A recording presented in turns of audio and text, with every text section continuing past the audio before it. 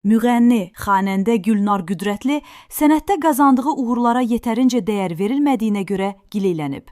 O, bəzi tamaşaçıların sənətkarları tanımamasını təəssüf doğuran hal kimi qiymətləndirib.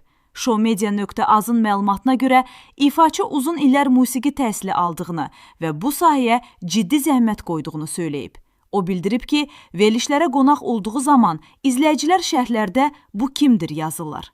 Mən isə 17 il sırf musiqi təhsili almışam, ixtisas məktəbində oxumuşam, daha sonra Azərbaycan Milli Konservatoriyasında bakalavr və magistr pillələrini fərqlənməklə qırmızı diplomla bitirmişəm və s. Mən həmin illər ərzində toylara gedə-gedə, səhnələrdə ola-ola nə dərsimizi buraxmışıq, nə də müəllimlər bizə güzəşt edib.